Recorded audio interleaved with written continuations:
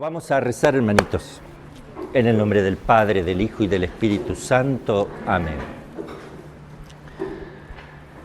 Inefable Creador, que dispusiste tan primorosamente el universo y recurriendo a tu sabiduría sobre el empíreo cielo diseñaste con orden admirable la triple jerarquía de los ángeles, tu principio eminentísimo que eres llamado fuente de luz y sabiduría. Infunde tu claridad sobre las dos tinieblas de mi mente, con las cuales he nacido, removiendo ambas, las del pecado y la ignorancia. Tú que haces elocuente la lengua de los niños, habilita la mía y pon tu bendición sobre mis labios.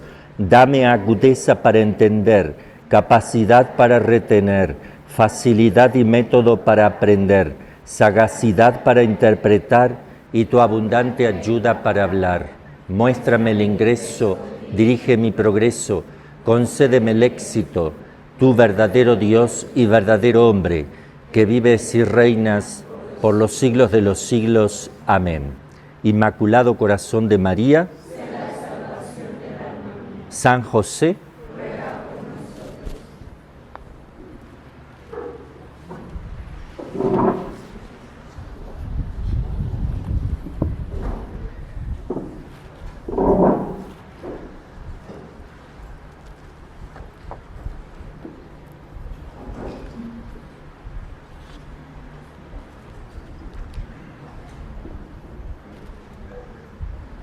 Bueno, vamos a continuar. ¿Se escucha bien? Bueno, ¿sí? ¿Se escucha bien? Sí, perfecto. La clase anterior hemos visto un poquito toda la antropología, ¿verdad? Explicada todo lo que es la espiritualidad, cómo actúa el demonio en una persona, cómo actúa Dios, cuáles son los propios pensamientos, cómo se generan esos pensamientos. Estamos viendo de alguna manera, estamos viendo la historia del exorcismo todavía, pero yo me voy frenando en distintos puntos como para ir ampliando y dando a conocer ciertas cosas que son importantes.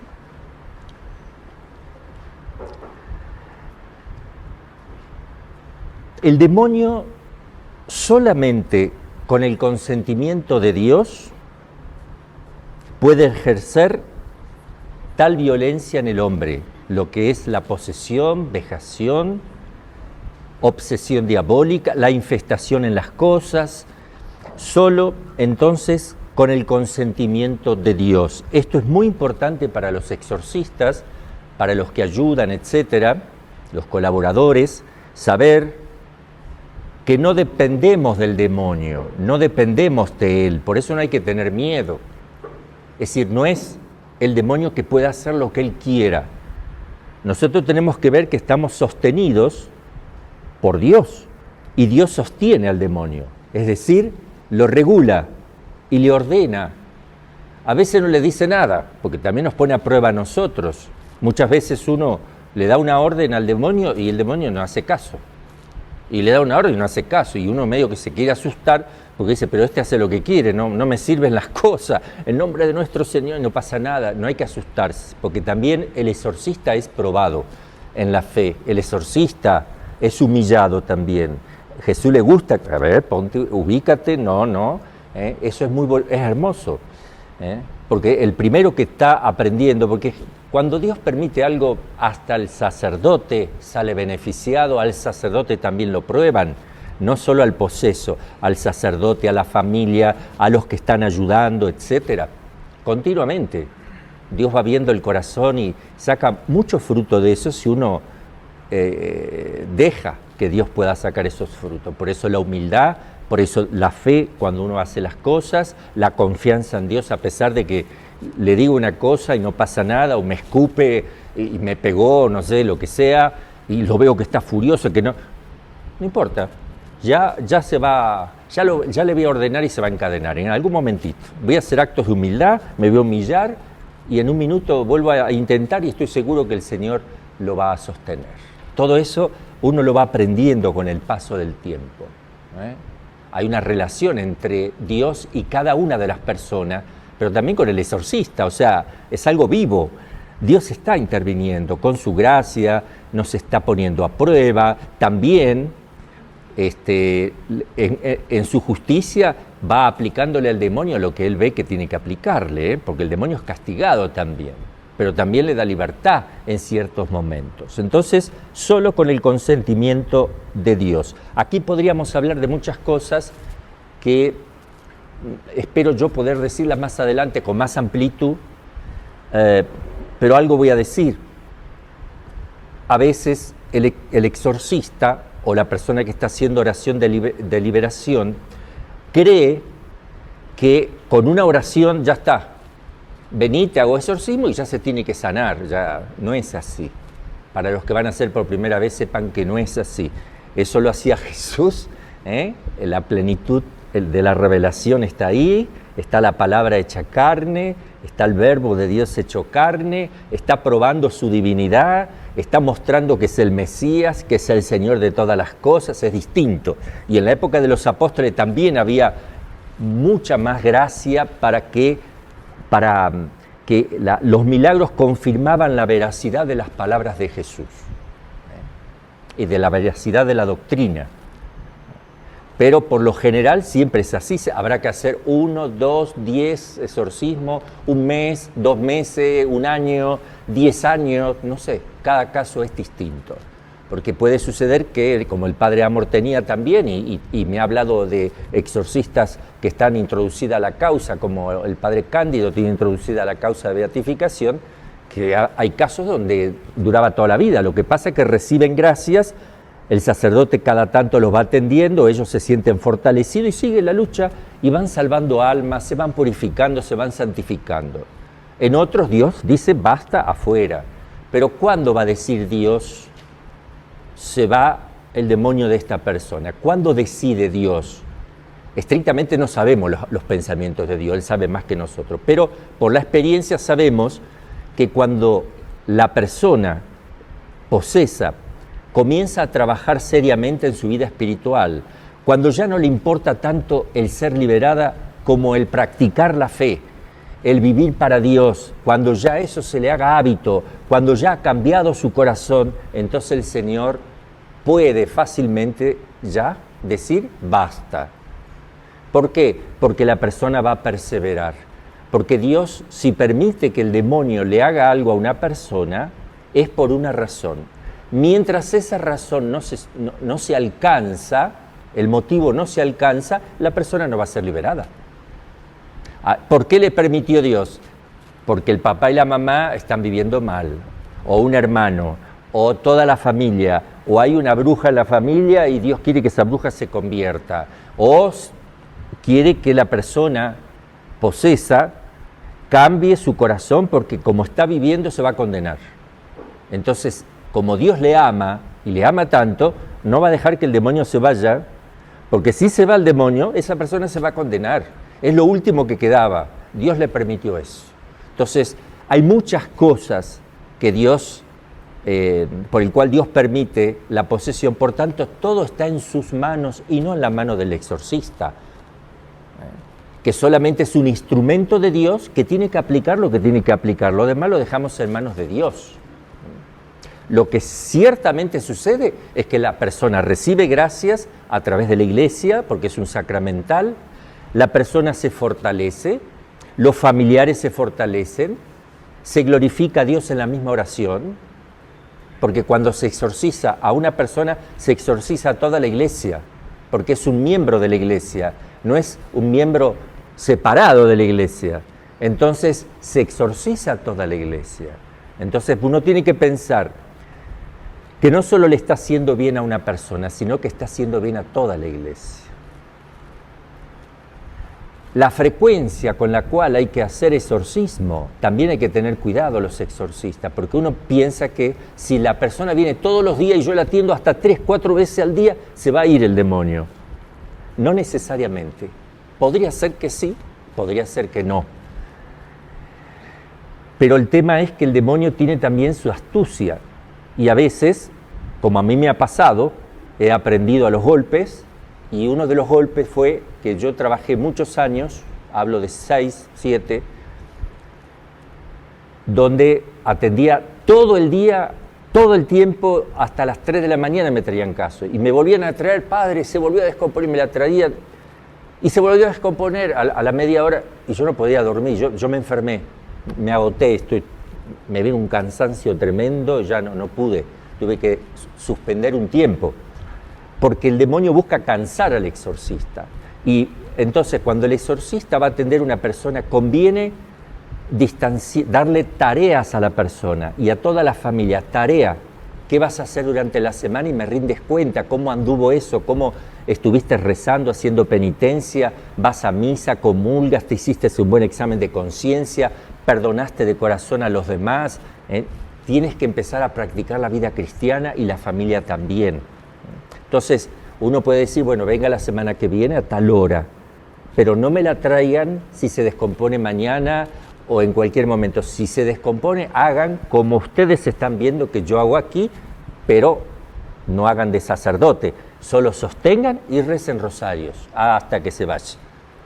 Algo muy sencillo, pero los familiares no se tienen que asustar de tal manera que cada rato, por eso acá si yo no hubiese tenido esa experiencia, acá vendrían cada rato que se descompuso uno, me lo traen, me cortan las clases, me cortan la misa, y el demonio hace lo que quiere, nos cansa todo y se terminó todo. Entonces es el sacerdote que marca los tiempos. No voy a atender si no vienes a esta hora, esté bien la persona o esté mal. No, padre, que estaba bien, por eso no fuimos. No, venga aunque esté bien o aunque esté mal. Como esté, venga en el momento que tiene que venir. Porque el demonio también puede hacer que esté bien, llegó el día que tiene que ir, pero si está bien, ¿para qué va a ir? Y no va. Y cuando se pasó el turno, se descompone de vuelta. Ya perdiste el turno, jaja. Entonces, todo eso hay que tener cuidado. Y después distanciar una semana, se puede hacer las primeros 5 o 6 veces para animar un poco a las personas, y luego se le dice cada mes. Está bien cada mes, depende del caso, si es un caso fuerte, cada mes, cada 15 días o cada mes. Y si vemos que es un caso chico, que puede ir luchando solo, hasta cada 3 meses, porque entonces uno tiene posibilidad de atender otras personas. Repito, hay que darle tarea, tiene que ser la persona la que tiene que luchar con los familiares. El sacerdote pone la parte eclesiástica, si tiene delegación del obispo, entonces la iglesia es que está actuando, y eso es muy importante, pero no es todo. Es importante, pero no es todo. Bueno, hacemos esa, entre paréntesis, ya vamos a ir hablando un poquito más adelante de estas cosas.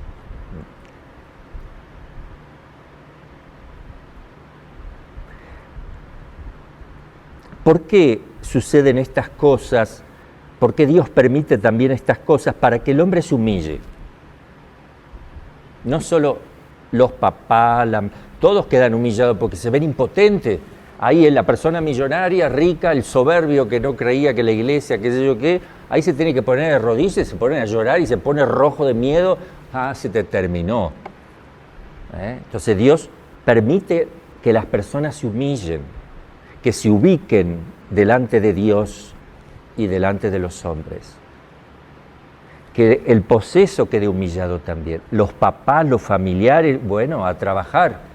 Porque lo peor es que te mueras en pecado mortal. Acá no importa si te humillas, porque esto lo permite el Señor para el papá, la mamá, las tías, los vecinos, para todo el entorno, no solamente para la persona que padece eso.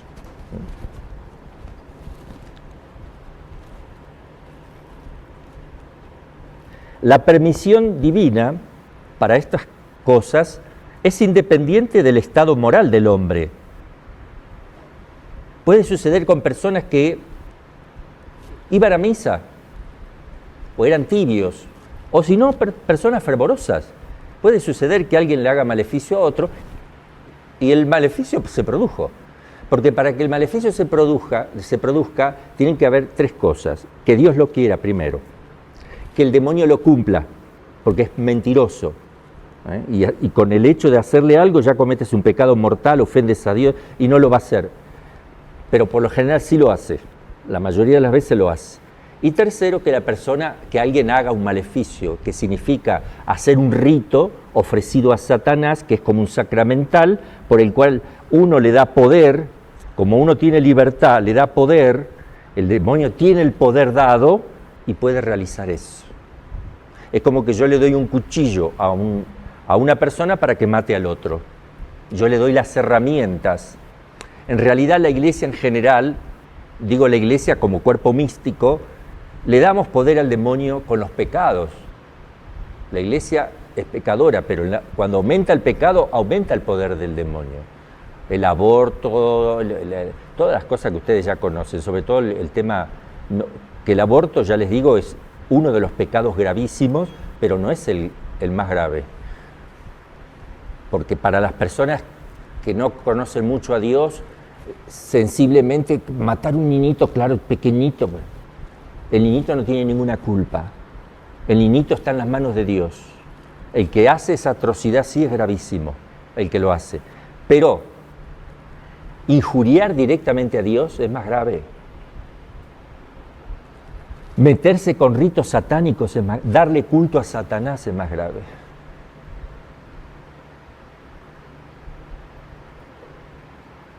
Entonces, ¿por qué? Por el grado de malicia teológica, porque hay más claridad teológica en el ataque contra Dios. El otro también es un ataque contra Dios, pero aquí insulto a Dios, lo ataco a Dios por Dios mismo, eso es tremendo. Entonces, puede suceder entonces que personas buenas también. ¿Por qué? Para la persona, si la persona rezaba el rosario y todo lo hacía bien, ¿por qué? No era para ella, le afecta a ella, pero es para algún familiar, o algún amigo, o la parroquia, o no sé qué.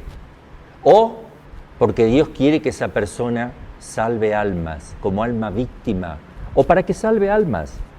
De ese modo, porque se pueden salvar de 1.000 millones de modos, pero puede suceder que Dios en sus planes tenga eso pensado. Santa Gema, como ya habíamos dicho, bueno, ella fue posesa, le hizo exorcismo a su director espiritual, que es beato. Estuvo posesa una semana entera y escupía, se le tiraba encima a los demás, golpeaba, blasfemaba. Santa Gema Galgani, también otros santos como Santa María de Jesús Crucificado, que también fue posesa y murió posesa. En fin, después ya vamos a ir completando un poco estas cosas. Por eso que los pecados más graves, bueno, yo digo la sexualidad, la eutanasia, la pornografía, el aborto, la ideología de género, el culto satánico, los ritos satánicos, todas estas cosas.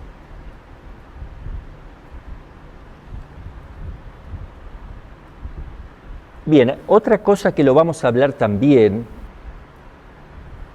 lo vamos a hablar más adelante cuando hablemos de las enfermedades psiquiátricas y las anomalías psicológicas. Vamos a volverlo a tocar en profundidad, pero aquí lo vamos a mencionar un poco. El racionalismo no cree en la existencia del demonio y por consiguiente tampoco creerá en la posesión diabólica, se ríe de eso. Tiene por imposible estas cosas.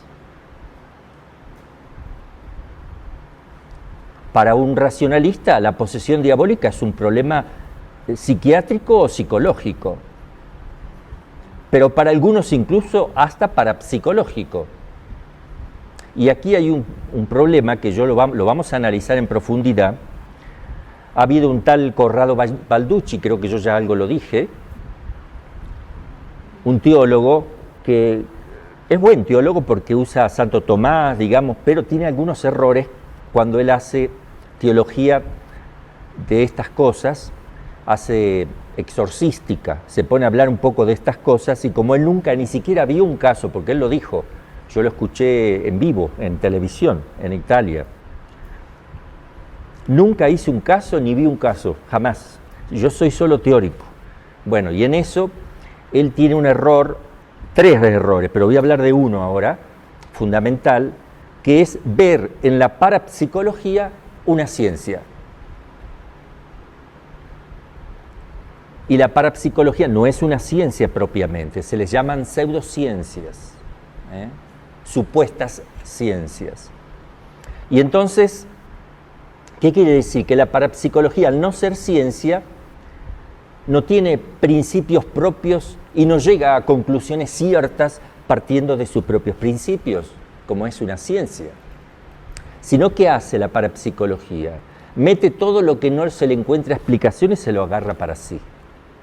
Si pasa volando algo que no sabemos lo que fue, muy rápido, se llama ovni, objeto volador no identificado, porque yo vi que pasó volando. Y esa es la omnilogía, que es una ciencia de los objetos voladores no identificados, pero es una pseudociencia también porque mete todo lo que no se sabe y se empieza a investigar qué podrá ser. El plato del vecino, claro, la esposa le tiró el plato al esposo y salió por la ventana, ¡blum! Y no era un plato volador, pero de loza. Entonces, cuando se sabe lo que es, ya está. Entonces no llegó a la conclusión partiendo de los principios, sino que averiguó lo que era, es lo único que puede hacer. Por eso no es una ciencia propiamente. La parapsicología toma todo lo que no tiene explicación científica y lo mezcla con la teología y con todo este tema de lo preternatural, lo mezcla todo.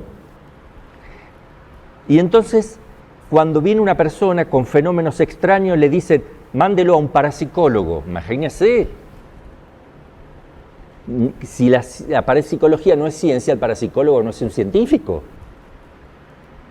Y entonces va a empezar a hacer sus cosas, qué sé yo, mezcla las corrientes eléctricas, traerá imanes, qué sé yo qué hará. Entonces, la parapsicología o los fenómenos paranormales también son solo fenómenos que no se saben lo que es. Pero la teología es ciencia y sabe perfectamente lo que es una posesión diabólica.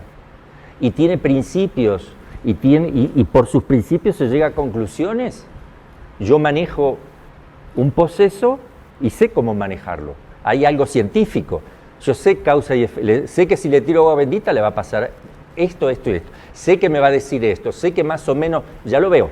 O sea, veo que hay una ciencia perfecta, buenísima. La teología me da todos los elementos para poder actuar. Y entonces llegó el tiempo donde empezó a aparecer la psiquiatría, la psicología como ciencias que explicaban todo. Y la parapsicología, y por tanto ya no hay nada más que la posesión diabólica, eso se terminó. Porque entre la parapsicología, entre la psiquiatría, la psicología, que sí son ciencias, y la parapsicología por las cosas que no sabe ni la psiquiatría ni la psicología, lo metes ahí y no queda lugar para nada más. Y ahí empezó a entrar, lamentablemente, dentro de la iglesia una especie de vergüenza de decir que es un poseso porque hoy día todo lo explica la ciencia, teniendo en cuenta que la parapsicología es ciencia. Y no es así. Entonces por eso vino una crisis dentro de la iglesia, tremenda crisis, por el cual se abandonó toda esta práctica y simplemente se le decía llévalo a un psiquiatra y ni se atendía a los familiares, a las personas. Supongamos que a un exorcista le llega una persona que sí, que es supongamos que tenga esquizofrenia, paranoica, llega. El sacerdote le dice, ¿fueron al psiquiatra? Sí. ¿Qué le ha dicho? Que es esquizofrenia. ¿Le han dado medicaciones? Sí. ¿Qué le medicaron? Sí, esto es para la esquizofrenia. ¿Le hace efecto? Sí, le hace efecto. Se mantiene bien calmo. Pero le sacamos las pastillas y se pone mal. Entonces creemos que puede estar el demonio. No. Si las pastillas le están haciendo bien, ya está. Le acertó el médico. Es una esquizofrenia. Está clarito. Si no le hiciera bien la pastilla, que no le hace nada, entonces ya no es esquizofrenia, vaya a otro psiquiatra.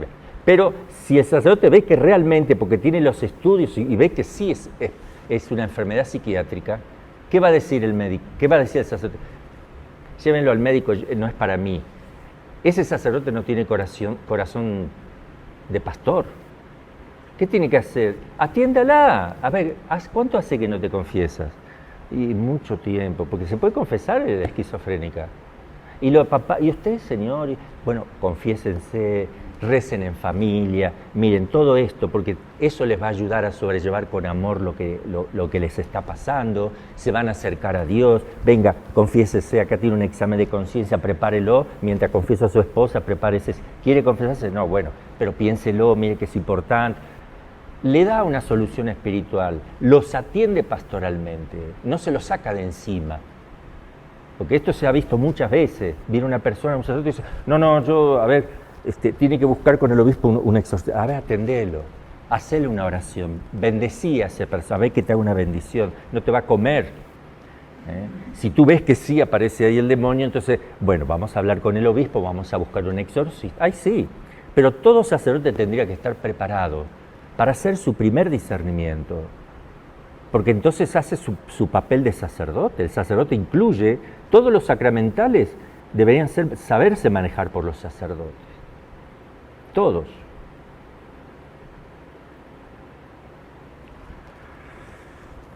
Bueno, todo esto también lo vamos a ir profundizando un poquito más de a poco. Después, algunos dicen que los exorcismos que hacía Cristo en su época, porque estamos viendo la historia, estábamos en la época de Cristo y ahí hablamos un poco de estas cosas, algunos dicen que eran neurosis de las personas, histeria, que Jesús se confundía, él se acomodaba a su tiempo y pensaba que era una posesión porque la gente pensaba. Entonces él, para acomodarse a la situación, cosa que sería una mentira tremenda, un engaño para todos, o sea, a ver, si Cristo, si su persona es divina, imagínense, no vino a engañar a las personas, no vino a acomodarse a los tiempos, porque si se hubiera acomodado a los tiempos, se hubiera venido a acomodar a la forma que vivían los fariseos, los saduceos, lleno de ritos, hubiera dicho, todo está bien, no se preocupen, me acomodo a todo está lindo, bien, lo importante es que estemos unidos. No, muy claro, tan claro que lo mataron. Entonces no vino a acomodarse a la situación y a la forma de pensar de la gente. Vino a enseñar un camino definido, duro. Esforzaos por ir por el camino estrecho, porque amplio y espacioso es el camino que lleva a la perdición y muchos van por ella. Y estrecho y angosto es el camino que lleva a la salvación y son pocos los que van por ella. Entonces, muy clara la forma que tiene Cristo y es inconfundible porque Él sana a un ciego y expulsa a un demonio. A veces el demonio está en un mudo también. ¿Puede ser que el demonio sea el causante de la mudez? Sí, puede ser. Entonces, sacado el demonio, la persona está hablando. Pero no porque haya un mudo quiere decir que está poseso. A ver, no todo mudo está poseso. Tampoco todo poseso necesariamente tiene que estar mudo, porque en algún caso puede darse, yo he tenido casos de mudez, de ceguera, que era del demonio, yo lo exorcizaba y empezaba a ver por un tiempo hasta que le volvía a cegar, y así, y sordera y mudez también, eso lo suele hacer, pero no siempre. Pero cuando uno ve que, ¿desde cuánto tiempo hace que estás mudo? Y hace como 4 años empezó. Y estas molestias del demonio, y más o menos hace 4 años. Entonces espera un poquito, vamos a hacer una oración, a ver, voy a ordenarle que se lo deje hablar, a ver qué pasa. Y si la persona empieza a hablar, obviamente que ya está muy claro que el demonio producía eso. Pero Cristo distingue también entre enfermedades puramente naturales, donde cura a una persona, un paralítico, un leproso, etcétera, y otros donde está mezclado, y otros donde está puramente el demonio, perfectamente distinguido. Cristo no puede equivocarse, y esto es lamentable porque yo lo tengo que enseñar también, porque en los seminarios no se da buena cristología, y hay muchos sacerdotes y muchas personas que tienen conceptos cerrados de Cristo. Y esto es importante aprovechar, yo quiero aprovechar todo, porque un exorcista no puede ignorar la naturaleza que tiene Cristo, porque Él es otro Cristo y porque tiene que combatir con Cristo contra Satanás. Así que, así como yo voy a explicar qué es un ángel, cómo se comporta, cómo se mueven, cómo operan, para que entendamos cómo es una posesión, también voy a hablar cómo es Cristo, cómo actúa, cómo opera, pero tengo que ver cómo es. Y vamos aquí a decir algunas cosas. Cristo no puede equivocarse, no puede tener error, pero además de que no puede tener error, Cristo gozaba de la visión beatífica en este mundo. Con su ciencia natural, ciencia beatífica, en su parte humana, no divina, en su naturaleza humana, en su entendimiento humano, con su entendimiento humano, contemplaba la esencia de Dios continuamente. A eso se le llama visión beatífica. Lo que tienen los bienaventurados en el cielo y los ángeles que ven a Dios constantemente, no se distraen de Dios. El entendimiento humano de Cristo gozaba continuamente de esa visión beatífica. Y lo vamos a probar, porque esto es muy importante. Esto me da una tranquilidad a mí, me da una seguridad cuando voy a luchar contra el demonio, porque no es Cristo, hombre lleno de imperfecciones, que trata de luchar contra el demonio, no es eso. Entonces, supo Cristo desde el primer instante de su concepción que Él era Dios, desde el momento del instante de la concepción. Y por tanto Él supo que era Dios y supo que era el Mesías. No se iba preguntando, pero entonces yo, como dicen algunos teólogos, ¿verdad? Entonces yo debo ser el Mesías, porque mirá, ¿no seré yo el Mesías? Sí, porque dice Isaías, no sé, después le voy a preguntar a mi mamá. Se los voy a demostrar. Lo supo su madre, en primer lugar. Perfectamente que lo que ella iba a concebir en sus entrañas no solamente era humano, sino divino humano y persona divina. Ella iba a concebir a Dios. ¿Por qué lo tiene que saber la Santísima Virgen? Porque si yo voy a comulgar, lo que recibe María Santísima es tremendo, no lo recibe en su panza nada más, porque Dios va a tomar de todo su ser una naturaleza humana y entra por su corazón. Cuando dice fiat, primero es la voluntad que recibe a Dios en su interior y lo adora. Imagínense que está adorando lo que es puramente humano. Es un error, madre. Ella tiene que saber lo que va a recibir. Cuando yo voy a comulgar, la Iglesia me dice que tengo que saber que voy a recibir a Cristo, Dios y hombre verdadero, y su persona divina. Eso lo tengo que saber. Por eso el sacerdote dice el cuerpo de Cristo, para que a ver si sabe la persona. Amén significa así es. Es un acto de fe previo, si no, no se lo puedo dar. Es la prueba de que la persona sabe lo que le estoy dando.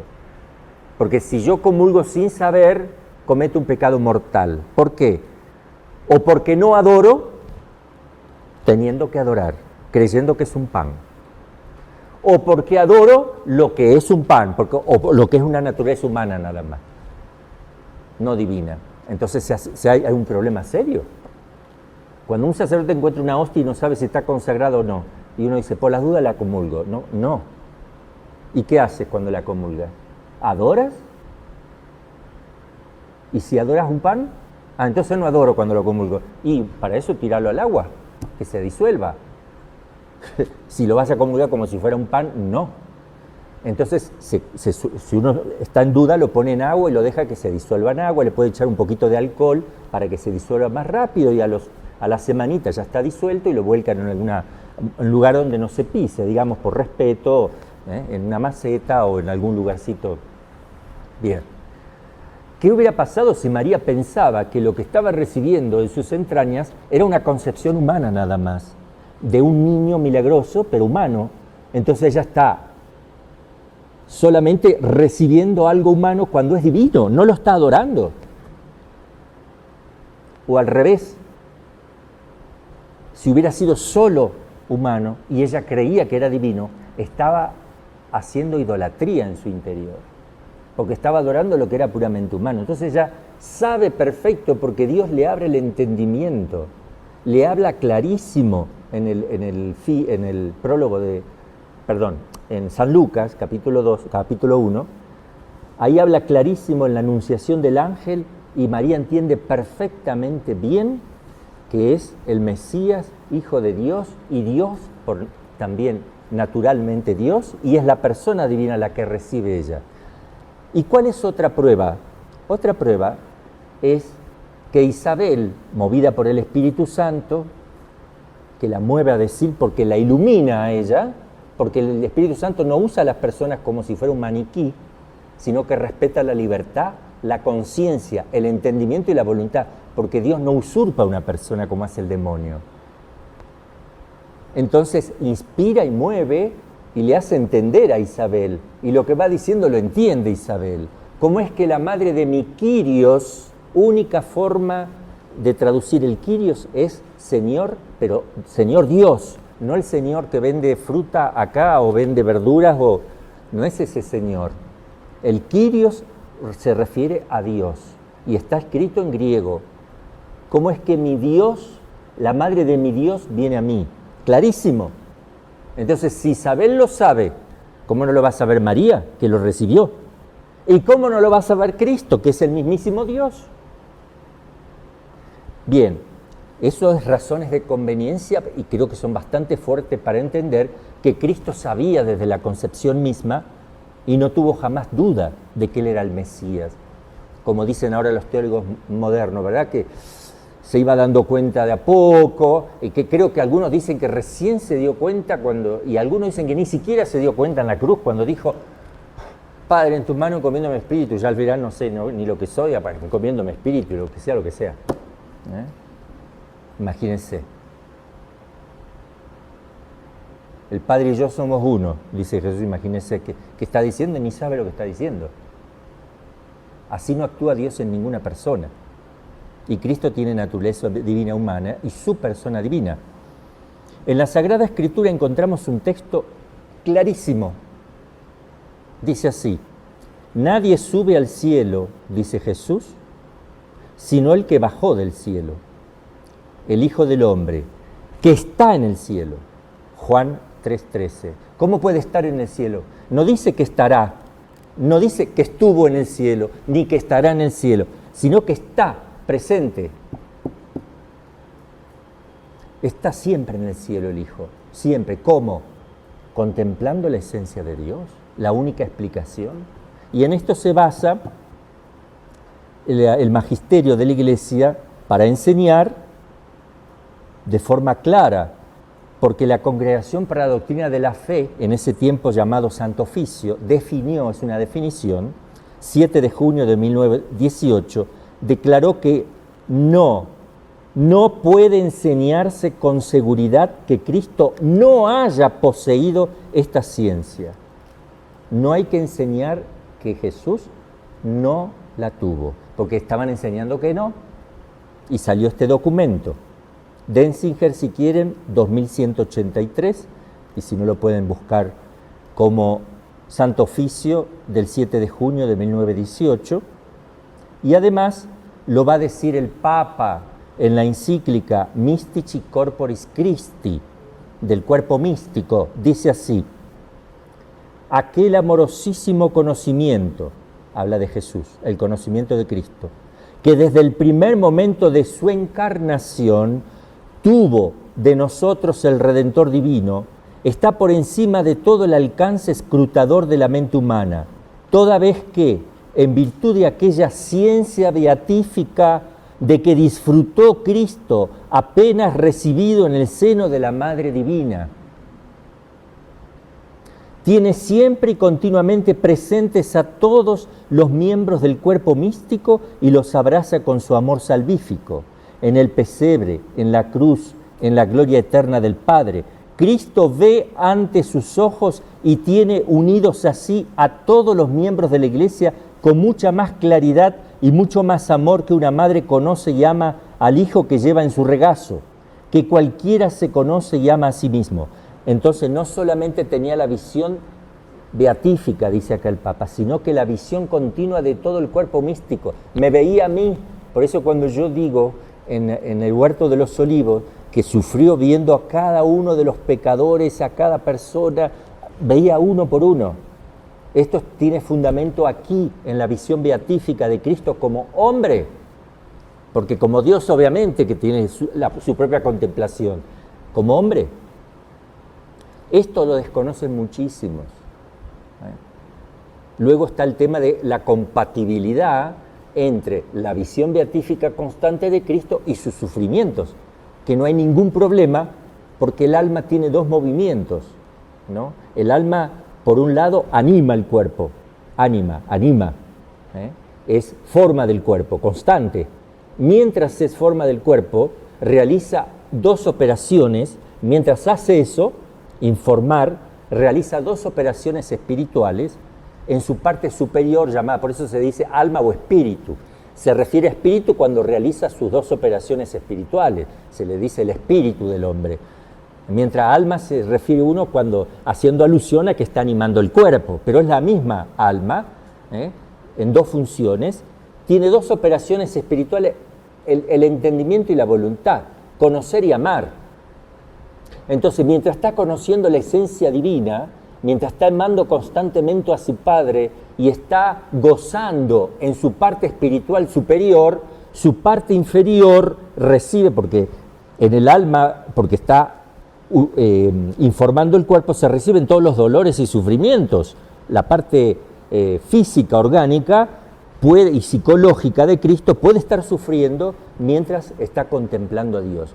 Un poco de esto se ve en los santos mientras sufrían, como San Lorenzo en la parrilla, que hacía un chiste, deme vuelta que ya estoy cocido de un lado, ¿cómo puede ser que está muriendo y haga un acto de humor? Cuando está sufriendo tanto, es que está gozando con tanta felicidad en su parte superior que casi o no le importa nada. Lo mismo en su parte física lo tiene superado por esa fuerza interior del amor, no sé, hay algo ahí. Por ejemplo, San Esteban, que es apedreado y su cara estaba transfigurada en éxtasis, con una sonrisa, viendo la esencia divina, o sea, viendo a Dios, no sé qué estaba pasando ahí, un éxtasis, pero sufrió gozando. Muchos santos sufrían gozando. Se habla de San Pablo Miki y sus compañeros, donde se habla claro ahí en el oficio de lectura, que hacían seña con los dedos de felicidad, Trinidad Santísima, ¿verdad? Mientras lo estaban desollando vivo, así. Bueno, entonces sí se pueden dar las dos cosas. También decimos que Cristo en el cielo y María tienen sufrimientos, porque no dejan de contemplar y estar felicísimos, no le falta nada, pero también es compatible que ellos ahora, por disposición de Dios, puedan sentir, porque es la manera que uno tiene. Una mamá quiere sentir lo que el hijo siente, quiere sufrir. Ay, si yo estuviera en lugar de mi hijo.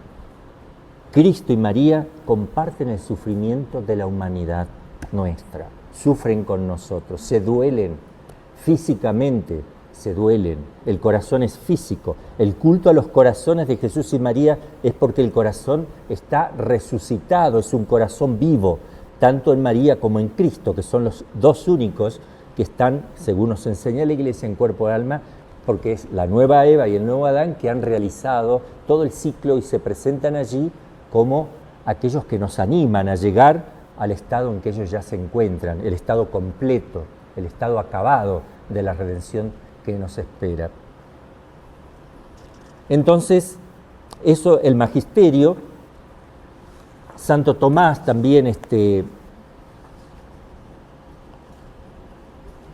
la enseñanza de este Papa Pío XII en la Mystici Corporis Christi, que es una encíclica y está enseñando eso, no contradice la doctrina católica de todos los tiempos, sino que va según la doctrina que se venía enseñando.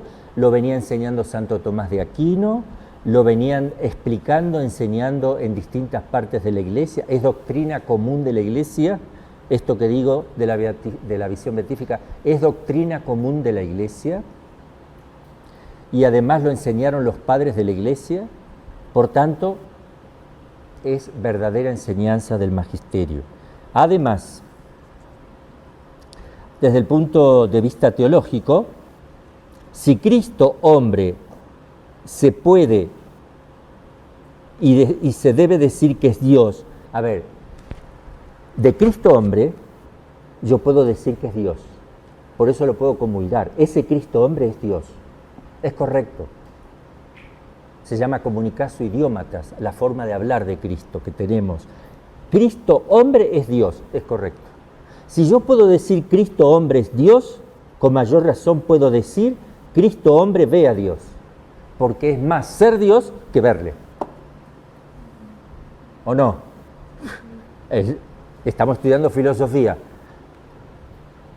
Es más el ser que su operación, y primero está el ser para que pueda operar, para que pueda ver tiene que estar. Es más ser Dios que ver a Dios. Entonces, si de Cristo hombre se puede decir que es Dios, con mayor razón debe decirse ve a Dios y conoce a Dios, pues es más ser que ver o conocer a Dios. Eso es un argumento de razón para darnos cuenta que hay una lógica allí. Debe ser considerada esta verdad como un elemento de la revelación que el pueblo cristiano ha vivido siempre como una realidad en la que cree.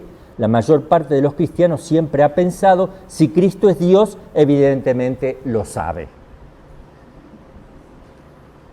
En cuanto que todo esto es...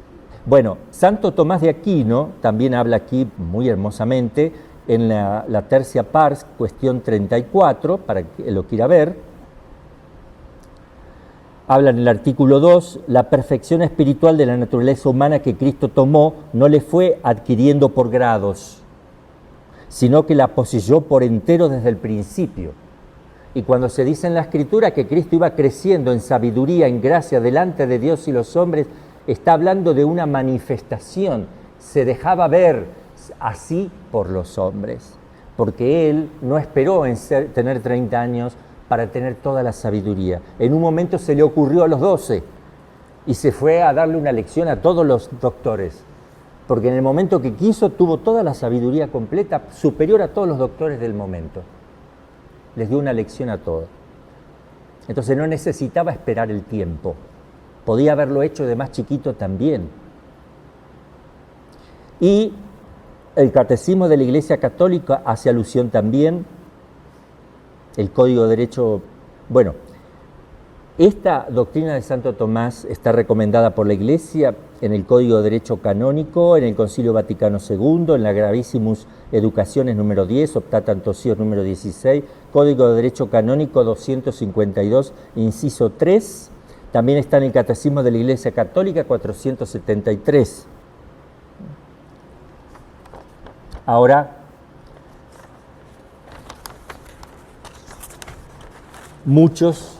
yo voy a explicar algo también sobre Cristo para que nos dé confianza cuando vamos a hacer oración de liberación. El demonio se aterra ante estas cosas. Les digo que si uno no cree estas cosas, muy difícilmente puede ser un buen exorcista. Hay que saberlas, hay que conocerlas, porque eso fortalece la fe auténtica, verdadera, es andar en verdad. Porque uno que desconoce la cristología, ¿qué vas a hacer ahí, pobre hombre?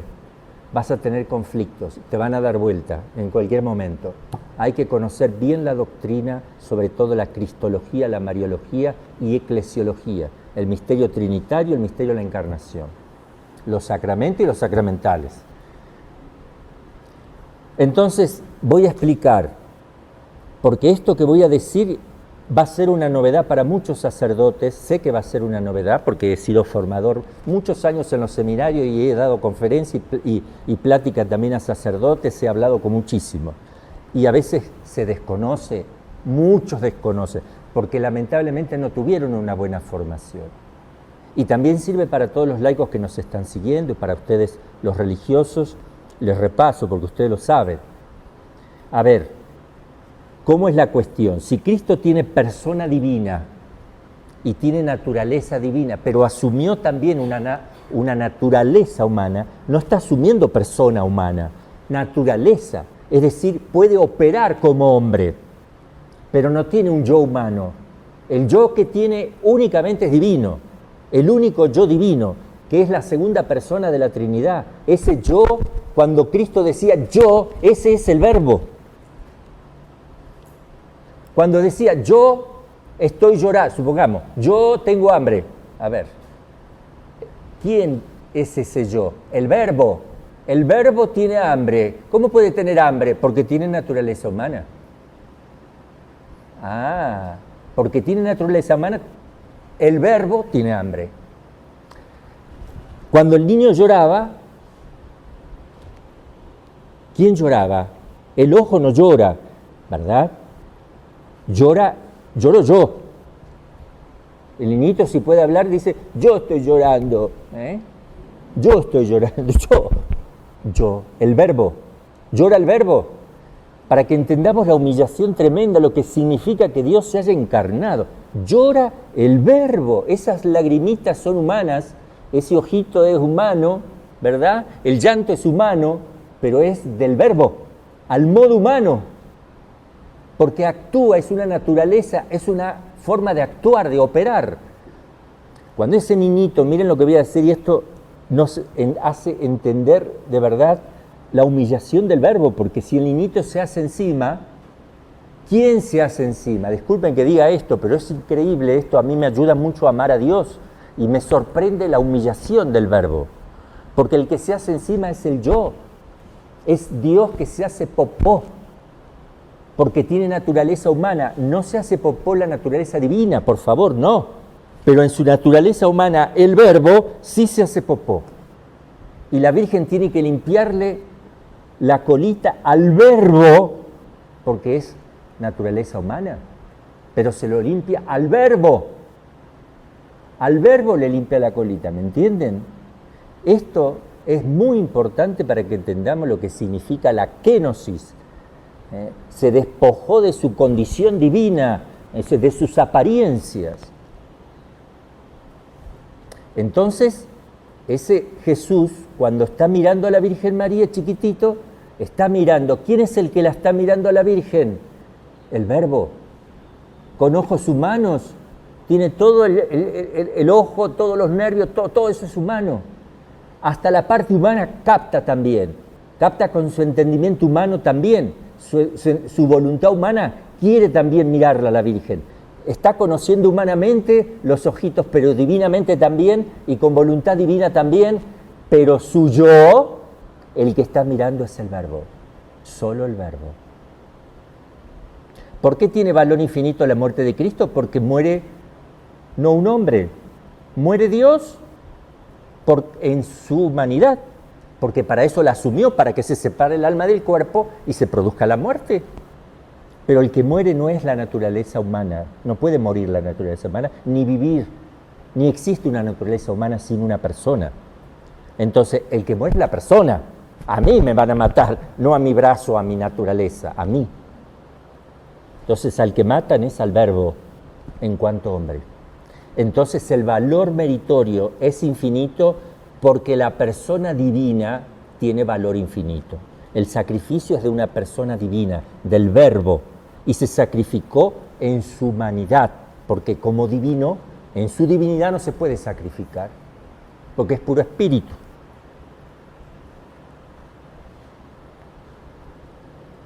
Bueno, espero que esto sirva para cuando leamos las Escrituras, cuando hablemos con ese Jesús, Dios mío. Si ustedes se imaginan que Jesús le está mirando el Verbo, con ojos humanos, y eso porque la parte humana también, o sea, tiene sus ojitos humanos tremendamente, porque su entendimiento también es humano y divino, pero también humano, y voluntad humana y también divina. Tiene dos voluntades de Cristo y dos entendimientos, una sola sensibilidad, un solo conocimiento sensitivo, y apetito sensitivo es humano, lo sensible es humano, solo humano. Pero el yo es distinto de su conocer y amar. ¿Quién conoce? Yo. ¿Quién ama? Yo. Amar y conocer son potencias, capacidades son modos de actuar de ese yo.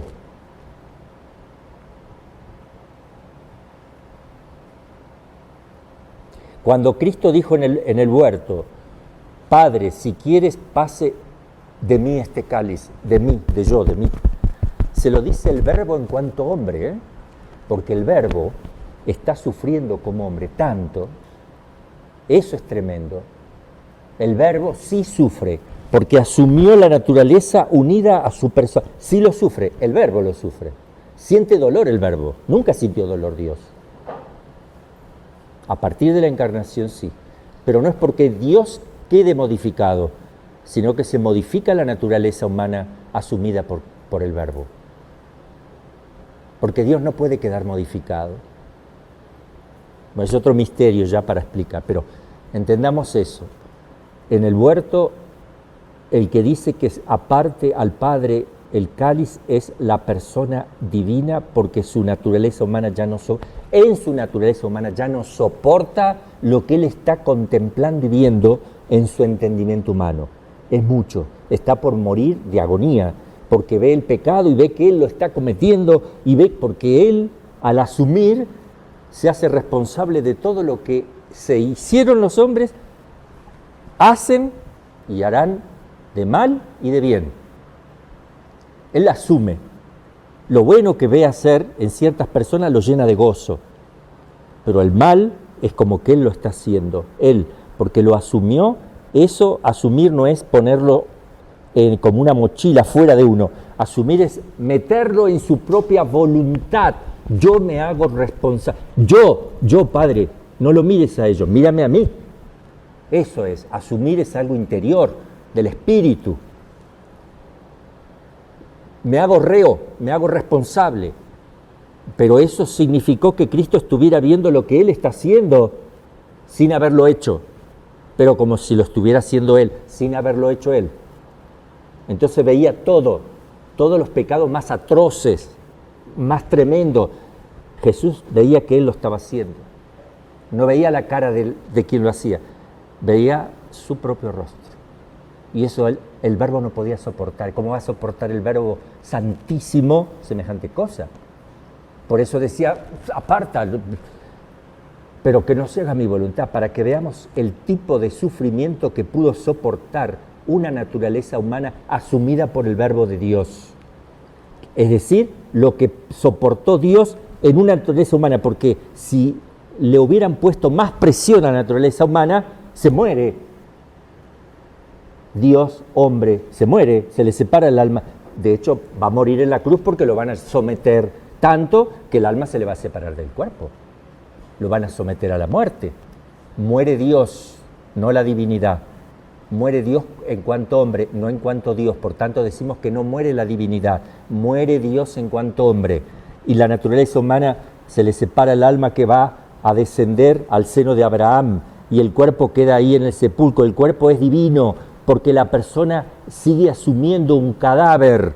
La persona divina es la que está ahí, es el cadáver de la persona divina y este es el alma de la persona divina. Y la resurrección de esa persona consistirá en su parte humana en que el alma se le vuelva a juntar al cuerpo para que se tenga completa la naturaleza humana y ahora el Verbo sigue con su propia naturaleza humana resucitada.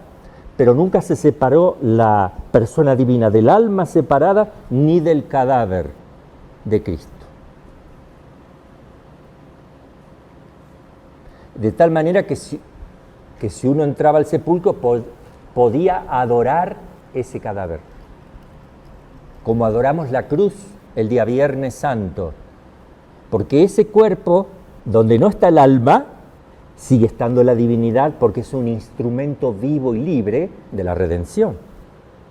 Por eso la cruz, el Viernes Santo, solo el Viernes Santo se adora siendo algo material, porque en ese momento se transformó en un instrumento de la divinidad, del yo que es divino, lo usó como instrumento, así como usó la naturaleza humana de Cristo, que se hizo adorable, asume también la cruz, porque es el medio que utilizó para la redención de los hombres, con la diferencia que la humanidad de Cristo es un instrumento libre y la cruz es un instrumento no libre, pero es un instrumento por el cual fue utilizado para la redención de los hombres. Por eso adoramos la cruz el Viernes Santo, y solo el Viernes Santo, cosa que muchos no saben por qué adoramos la cruz el Viernes Santo. Es en virtud de la persona divina, asumida por la persona divina. Así como adoro la uña de Cristo porque está asumida por la persona divina, así adoro la cruz solo el Viernes Santo porque fue el día, porque si yo lo hiciera todos los días hay un serio problema, porque yo no puedo adorar eso separado de la redención, no, porque es una madera. Pero ese día no es una madera, es un instrumento de salvación. Por eso la adoramos haciendo la genuflexión, te adoro, cruz, te adoro, porque aquí está asumida en este momento por la persona divina del Verbo, esa cruz. Está asumida, Dios mío, es como una cruz viva. No porque ella tenga vida, sino que le da vida, el mismo Dios le da vida, la convierte en un instrumento que da vida, porque es lo que nos ha producido a nosotros.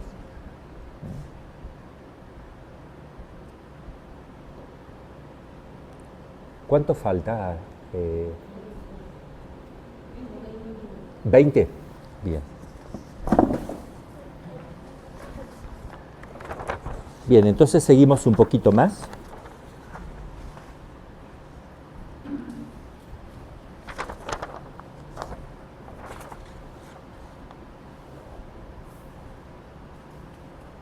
Bueno, vamos a ver la importancia de esta lucha. La lucha, el poder de Cristo sobre los demonios. Ahora vamos a poder entender mejor, al menos de parte de Cristo. Falta, por eso yo creo que la próxima clase, yo una vez que termine la historia, me voy a poner a hablar de la naturaleza angélica. Vamos a ver qué es un ángel, cómo se comporta, cómo son, cómo actúan, porque todo esto lo vamos a aplicar al demonio después, a ver cómo actúa. Y vamos a ver un ángel que va a tener en común, los demonios tienen en común con los ángeles que se salvaron, si quieren, Satanás tiene en común con San Miguel su naturaleza, tiene la misma naturaleza angélica, entonces hay ciertos comportamientos que son similares, en la parte moral totalmente opuesta, porque el demonio realiza actos malos y San Miguel actos santos, pero el modo de realizar, el modo de actuar, de conocer, de amar, de moverse, de comportarse, es igual. Entonces, al conocer cómo son los ángeles, vamos a poder conocer cómo actúa el demonio y cómo enfrenta a Cristo, porque esto también nos va a ayudar mucho, cómo enfrenta el demonio a Cristo, qué intenta hacerle. Y luego con María Santísima, también tenemos que explicar algo de ella, muy importante, que se desconoce por completo. Yo tengo que hablar aquí muy claramente de la corredención mariana, muy claro, porque no se entiende cómo el poder que tiene la Santísima Virgen, porque es la mujer que aplastó la cabeza a la serpiente, es la mujer y el niño. Por eso el demonio odia tanto a la mujer y a los niños, porque les recuerda esa profecía cuando Dios la dijo a Adán y Eva. El demonio, ay, llegó el momento, porque tal vez él pudo haber conocido el misterio de la encarnación, independientemente si del hombre hubiera pecado o no. Tal vez Cristo se hubiera encarnado igual, no para redimirnos de los pecados, sino para coronar, para premiar la naturaleza humana. El Verbo se hubiera hecho carne como un premio a la naturaleza, se hace uno de nosotros, tal vez. Porque dice la Escritura que todo fue hecho por Cristo y nada de lo que fue hecho se hizo sin Él. Filipenses. Entonces, si todo fue hecho desde la creación, incluye los ángeles, fueron hechos por Cristo. Así que los ángeles tenían que saber quién era ese Cristo. ¿Por qué? Porque fueron hechos por Él. No Él no lo hizo, pero por Él significa que el Padre los hizo en vista a Cristo. Porque ellos iban a adorar a ese Cristo. Todo lo que hay que adorar, hay que conocerlo. Y los ángeles conocían el plan de Dios. Y cuando Dios les reveló que ellos debían adorar la humanidad del Verbo, ahí ni que hablar, porque tenían que bajarse de naturaleza. Es como que yo tengo que adorar un puerco, un animal, o un perro. Estoy haciendo una comparación a una naturaleza inferior. Yo digo, no voy a adorar un animal, o sea, un gato. O sea, no se puede, lo que estoy diciendo es una ridiculez, porque el hombre es persona. Entonces no se denigra una persona al asumir una naturaleza de una persona, porque esa naturaleza está hecha para la dignidad de una persona, en cambio un perro no. Pero estoy dando una comparación, el ángel no soporta tener que adorar a Dios hecho hombre. Y ahí cuando dicen non serviam, es una teoría, pero es muy probable, porque es la mejor que explica que todo fue hecho por Cristo, si no, no hay modo de explicar esas frases, que todas las cosas fueron hechas por Él. Importancia de esta lucha. este combate de Cristo contra los demonios está subrayado en los evangelios. Los atormentaba la presencia de Cristo. Porque como dice San Juan, y esto es muy importante que lo tengamos presente, porque no se dice, Cristo ha venido para destruir. A ver, ¿para qué vino Cristo? Para redimirnos, sí, pero no solamente para redimirnos, también para otra cosa, porque hay los fines, un fin puede estar subordinado a otros, en un solo fin hay fines subordinados. O sea, Cristo vino, lo primero, para glorificar a Dios, eso está siempre primero, para salvar a los hombres y santificarlos, y para destruir las obras de Satanás. Tres cosas. Entonces acá dice una de las tres, porque en otro lado dice otra, después dice la otra. Acá dice, Cristo ha venido para destruir las obras de Satanás. 1 Juan 3:8. Vino a destruir las obras de Satanás. Y si en la iglesia no continúa esto, la iglesia ha renunciado a la destrucción de Satanás. No se continúa la misión cristológica en la iglesia. Esto es muy importante. Esto debe continuar. La gloria de Dios, la santificación y salvación de los hombres, lo hace la iglesia a través de los sacramentos, pero también el combate contra Satanás. Acá están los tres fines. Clarísimo lo de San Juan. Es decir, que acá hay razones teológicas irrefutables. Esto no es de una persona que simplemente dice, hay que exorcizar, hay que exorcizar. No. Vamos a ver los fundamentos bíblicos, magisteriales de las cosas. Porque esto es lo que nos da fuerza y nos da luz para saber por dónde caminar. Aquí está claro, Cristo vino para esto y la iglesia debe continuar la misión de Cristo, por tanto debe seguir combatiendo. ¿Y cómo combate contra Satanás? Tiene muchas formas, pero la más directa, la más explícita, es a través del exorcismo. Combate cuando nos enseña a luchar contra las tentaciones. Combate cuando nos enseña a usar los sacramentos, la oración, el ayuno, la penitencia.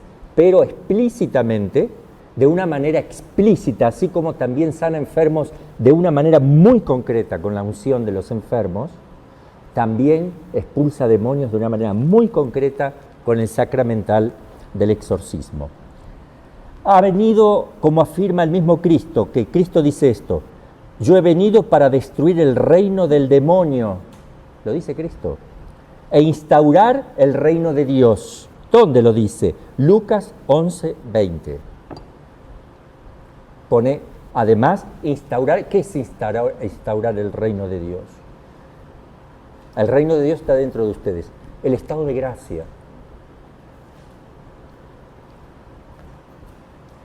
Ha venido, como dirá San Pedro a Cornelio, para liberarnos de la esclavitud de Satanás. Mire, muy clarito. Hechos de los Apóstoles, capítulo 10, versículo 38.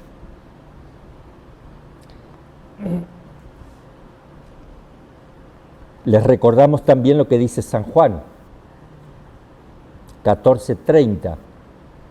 El diablo es el príncipe de este mundo. Él pretende, él viene a usurpar.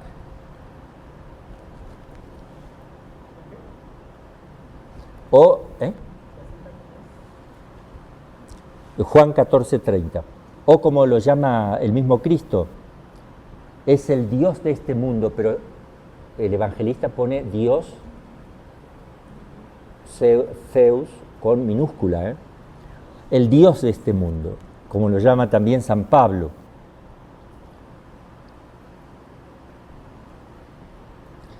El demonio es el fuerte, que se siente seguro, pero Cristo es el más fuerte, que lo desarma, le quita cuanto había usurpado de los hombres. Entonces, la importancia de la lucha. Ahora vamos a ver la originalidad de esta lucha de Cristo contra Satanás, porque todo esto lo tenemos que seguir haciendo, lo tiene que seguir haciendo la Iglesia. Originalidad.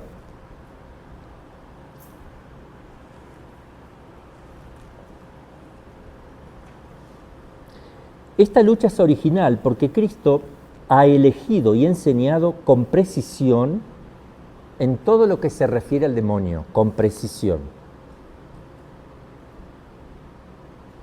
En primer lugar, demostró que él no está vinculado a las ideas de su tiempo.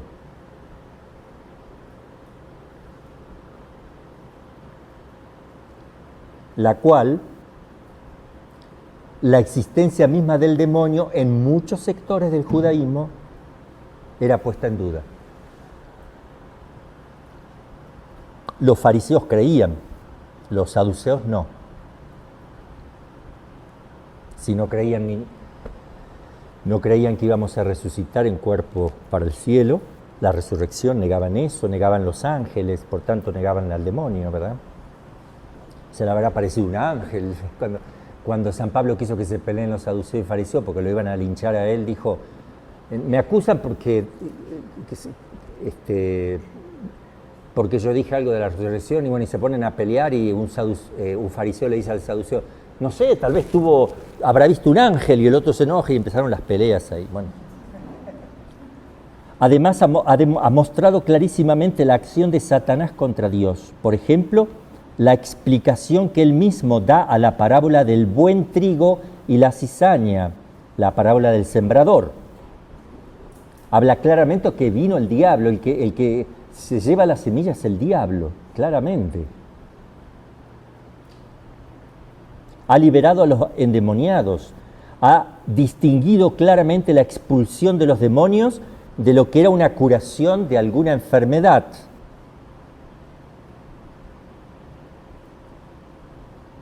Ha otorgado este importantísimo poder a los apóstoles. Por tanto, le está pidiendo a la Iglesia que continúe. Después, a los discípulos, a los 72, que venían contentos. Finalmente, a todos aquellos que han creído en Él, no se lo impidáis. Porque nadie que esté en mi favor estará en mi contra. Cuando le dijeron que algunos expulsaban en su nombre demonios. Con un creyendo de dádiva que solo cierta estupidez contemporánea no ha sabido interpretar y ha negado. Los apóstoles han seguido la huella del Maestro, han expulsado demonios durante la vida pública de Cristo y después de su resurrección. San Pedro dice más, como león rugiente ronda buscando a quien devorar. Resistidle fuertes y firmes en la fe. Santiago dice, resistid a Satanás y él huirá de vosotros.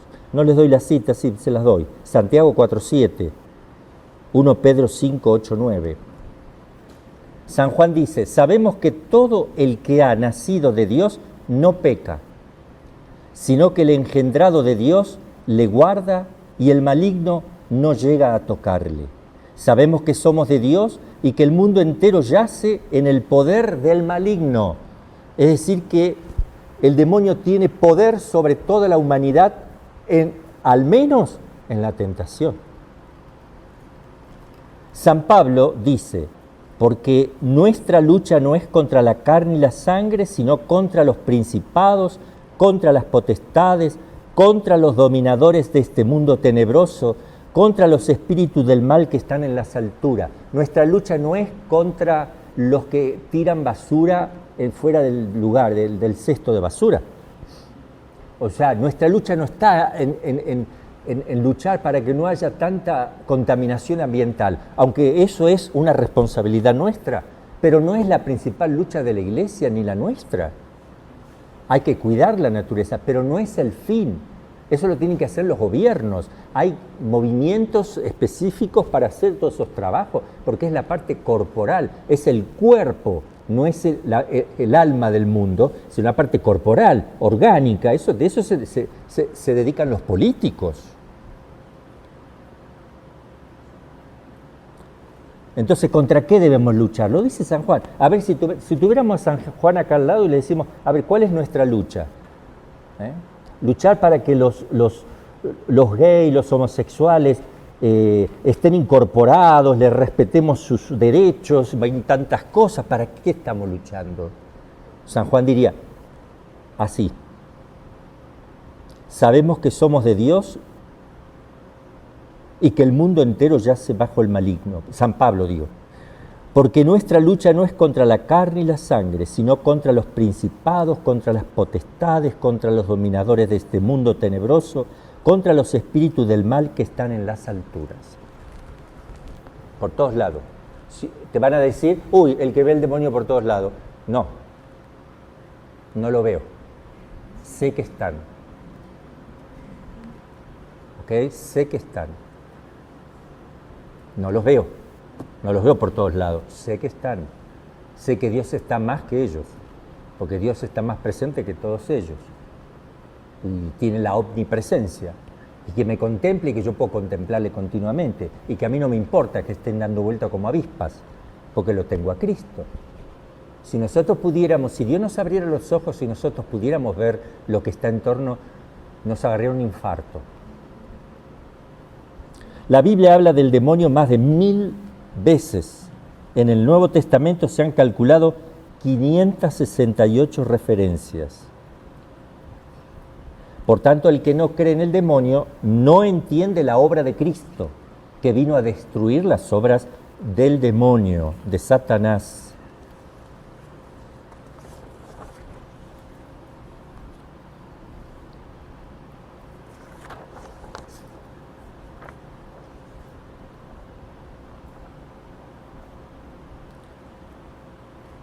El que no cree en el demonio no entiende la obra de Cristo, engaña a los fieles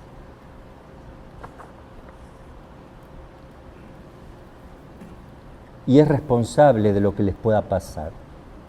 Se va del cuadro de la enseñanza bíblica y eclesiástica. Todos los apóstoles han hecho exorcismos, todos, y los discípulos también. Los actuales sucesores de los apóstoles son los obispos. Yo no sé si todos los obispos hacen exorcismos, pero deberían imitar a los apóstoles.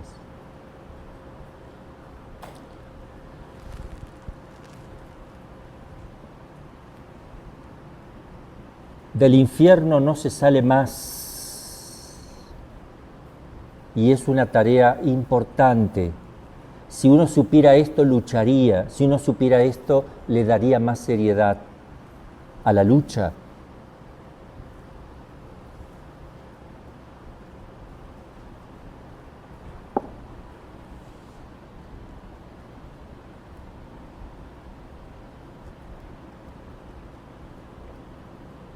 Hay algunas cosas que tenemos que volver a recalcar.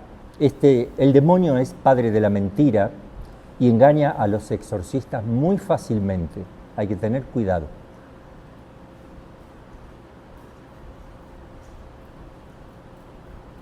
Siempre el exorcista tiene que estar acompañado.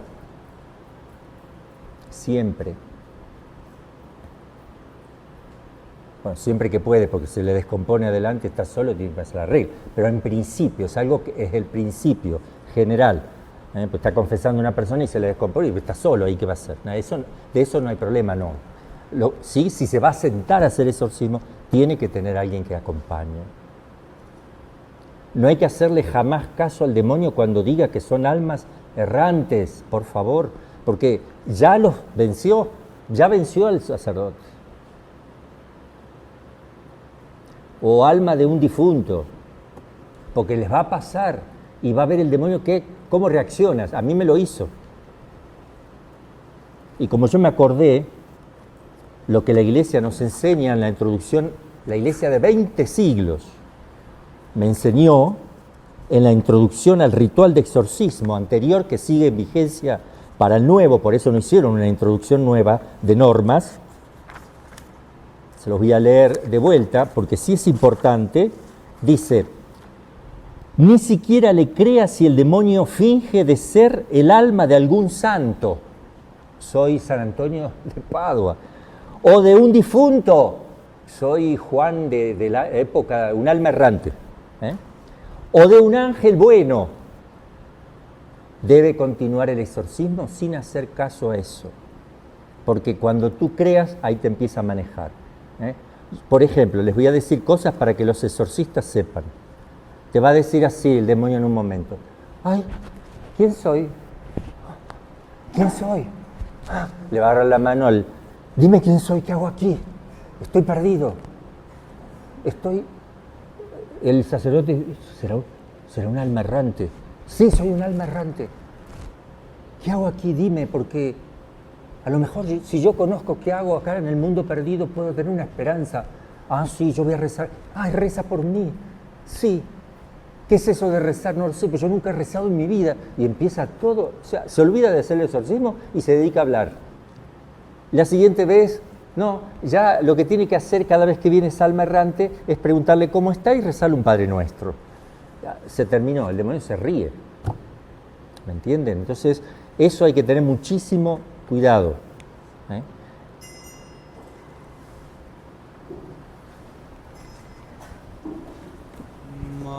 Dejamos aquí, hasta la próxima.